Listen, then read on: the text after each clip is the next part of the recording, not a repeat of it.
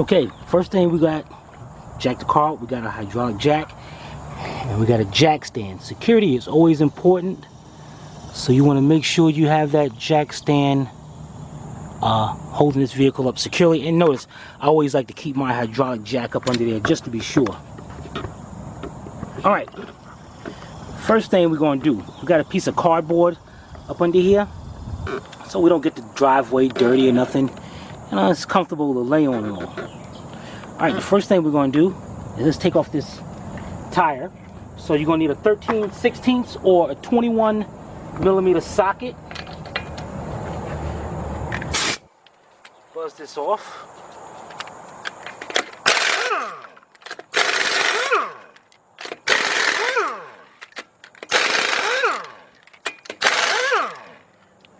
Alright.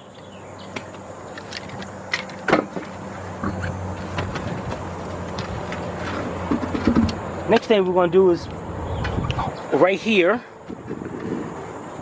on the outer tie rod, there's a cotter pin.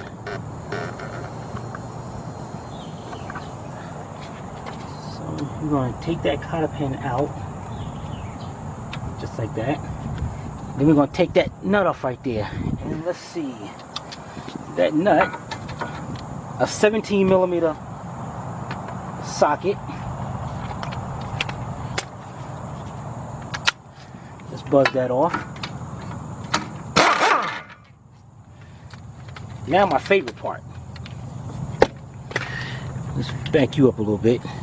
This is my favorite part right here. You need to get you a big hammer.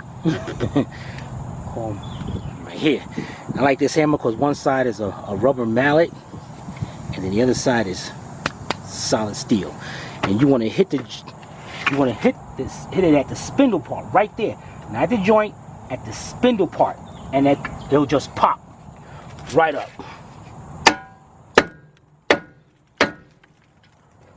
Pop that right out of the way. Now you got swing on this. Now as you can see right inside here, you can see the axle, and that thing's messed up. Once that boot breaks and them bearings inside don't get no grease, that thing's gonna start clicking. Alright, the next we're going to do is the lower ball joint. We got to separate that to get that axle out. And as you can see right here, there's another cotter pin. So we're going to take that off.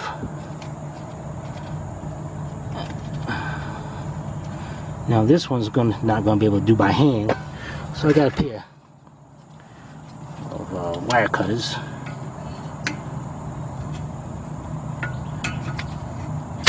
Take that out just like that.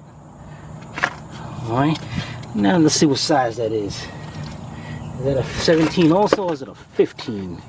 That's a 17 also. Now just in case, take that off, let's swing it around to the other side. And see the boulder, that might spin, and that looks like a 17 also. So we're going to need us a 17mm wrench to hold that side just in case. And on this side, we're going to use that 17mm socket. Alright, so let's set this up right here. And first, let's try to take that off by itself.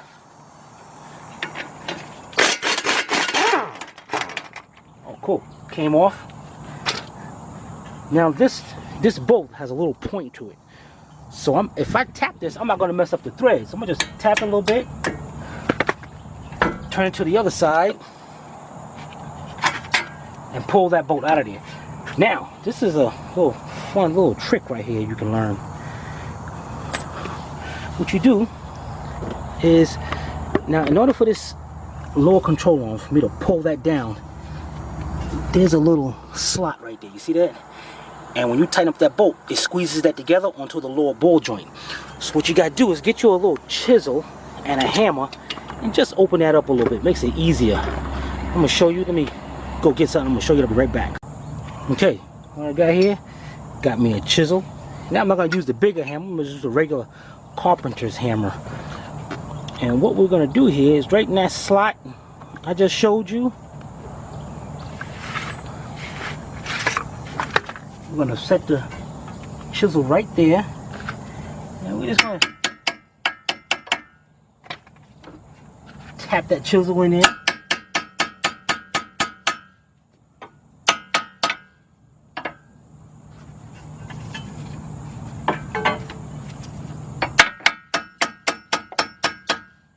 That's just to open that spindle up. Then we can take it out. Now we should be pretty much good to go. But before we do that, we're gonna swing this around, and there's the axle nut right there. So what we're gonna do here, let's get our wire cutters. And, let's take that cotter pin out of there.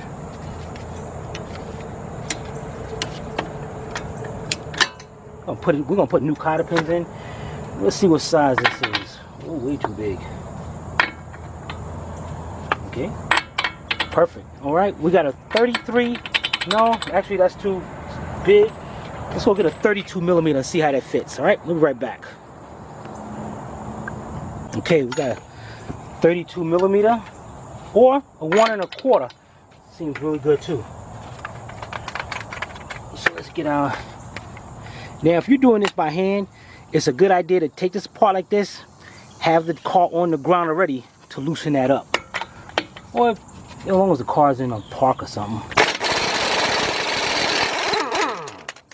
There we go. Let's make sure that's loose.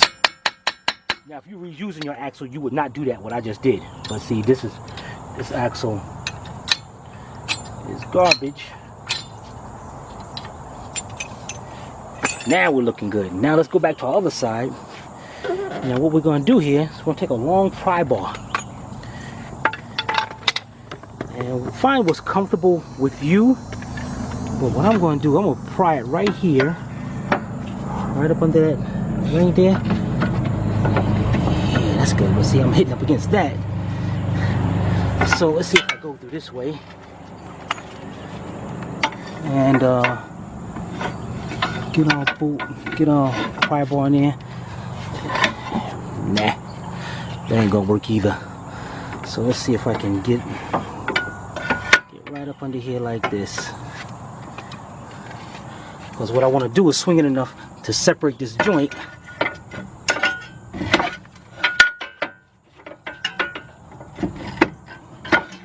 Yeah, there we go. You know what? Let's have a go up here. See that? As soon as you get it to that point, move that. Let's set this camera up over here. As soon as you get to that point, you want to just move the spindle out of the way. Just like that.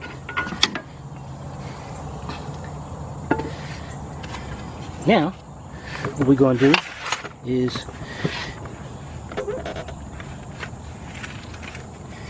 we can take our hand pretty much, and well, that ain't gonna come out too easy. Just tap that a little bit, and at the same time, I'm putting pressure, bringing this spindle up.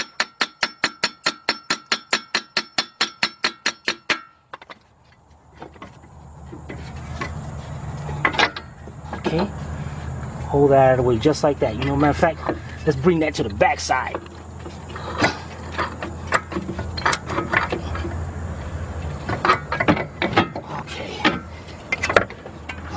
Okay, there we go. Now, let's get this stuff out of the way. And what we're going to do over here, now we got an angle right here. Now what we're going to do now is get us a drain pan just in case there's some fluid come out of there. And get us a short pry bar. Alright, we'll be right back. Okay, what we're going to do is take our pry bar. Sometimes this could be tricky. When you get in here, what you want to do is make sure you pry between the transaxle, and then you have a little groove in there, a little between the axle itself. It's kind of a little tricky, and you want to get that in there just right until you see that axle pop out, just like that. Good, we don't have no fluid coming out of there. Now what we're going to do is take our hand and back it out, just like that. Alright? Quick and quick. Alright, next what we're going to do here is grab our axle. And we set it down on the ground. Let's go get our new one to match it up. Alright, here we go with our new axle. I'm going to line it up and all, make sure everything is good. Oh yeah. It comes with a new nut on the end. I'm not gonna worry about that yet. All right. First thing we're gonna do is let's set us up right here.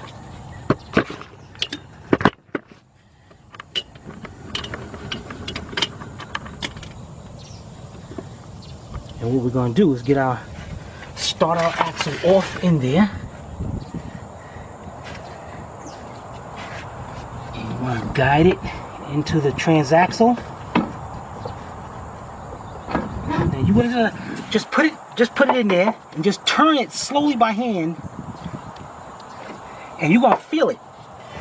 You're gonna feel the grooves, the splines. You're gonna feel these splines. The first part right there, you're going to feel that go right into the transmission and lock into place. Don't proceed any further unless you feel that. Do not do what I'm about to do right now unless you feel that. Once you do that, you can keep it in place and push it right in. You heard that? Snap right into place. Great, that's perfect. Next, what we're going to do here, get this little piece came off right there. That's good. Take off our nut. Take off the spline protector right here. And what we're going to do here, get this old axle out of the way. You're going to take your hand, make sure this is on. You're going to take your hand, pick up on the spindle and all, bring it forward, and get that axle going through the bearing. Make sure you're not in the way of that lower control arm.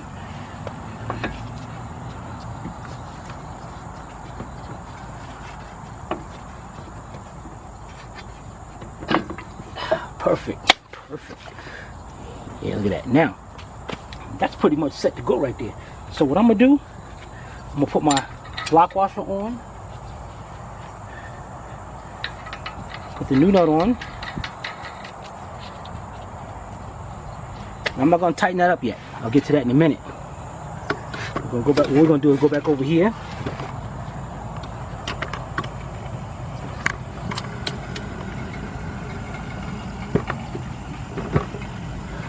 And we're going to get our pry bar now. Get over here and get a good angle at this.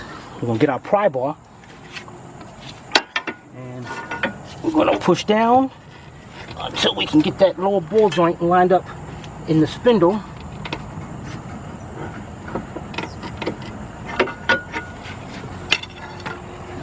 And there it is. Just move that around a little bit, just like that. See that? See how easy that is?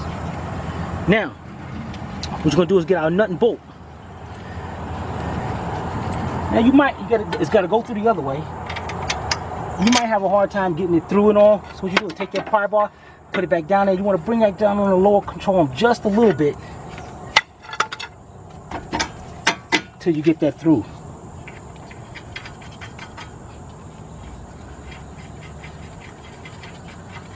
Put our bolt on it, 17 millimeter. Let's tighten that up.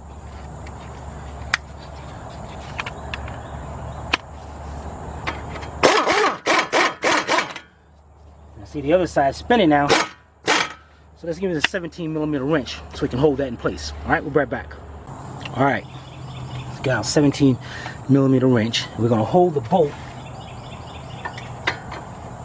on the other side and let's tighten it up. Now remember, that's really tight because we had opened that spindle up, you know, so we got to make sure it squeezes back together. All right, let's get us a new cotter pin and stick in there instead of using the old one. All right, we'll be right back. Okie dokie. Let's let's get a little better close up on this. All right, let's get us our new cotter pin. Put it in there. Bend both sides around like that. We're good to go with that. Now you got a backing shield. You want to make sure that backing shield is not going up against the rotor, because sometimes it bends in the way when you're doing this job. All right, get our tie rod in there. Let's get our nut up there. And this is a 17 millimeter. Now it's good to do this by hand so you can make sure you line up. Let me show you here. That with that hole where you took out the cotter pin, and you got to line the splines up. That's on that, the grooves on that nut. So what I like to do is just use my air gun, pull down, tighten up. Now just look at it until I can line that up. Let me see if we're lined up here. Give me a cotter pin. Lined up, you saw that? It goes right in there. And then just bend those tabs right down. You bend one underneath like this, then the other one I bend straight up. That's good. Now, in the home stretch, let's get this nut tightened up. Said 1 1/4. Same thing. There's holes on the axle. See that? So you got to make sure that lines up with one of these grooves on the nut, so you can put the cotter pin in.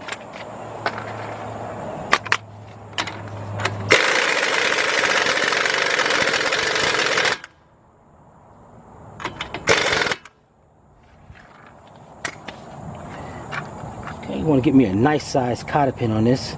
This one might be too big. Yes, it is. All right, so let's get us another one. See how the old one fits in there. This one looks, see that ain't working either. Oh wait a minute, I can go a little bit more. There we go. Usually when you get a new axle, usually they give you new ones with it. Why this one didn't, I don't even know. That looks good. Let me make sure this one don't fit. One of our new big ones. Nah, they be too big. Alright, we got the perfect size here. Bring that in. Let's bring that tab up like that. Then you got a little one that's hanging at the bottom. Push that in. There you go. That axle's done. Let's get this tire bolted on. And we'll be finished.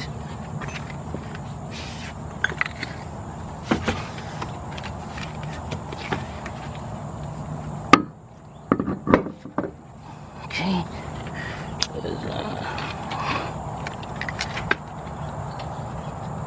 When you tighten up lugs on a tire, you want to make sure you try to go catacomb, like a star, so that way the tire is bolted on evenly. Let me show you in 1 second here. Let's put this on here. Okay, let's grab our tool. And what I'm gonna do is, the first one, I just want to bring it in so I can bring the tire in closer, just like that. Now watch the direction I go, just like a star. 1, 2, 3, 4, 5.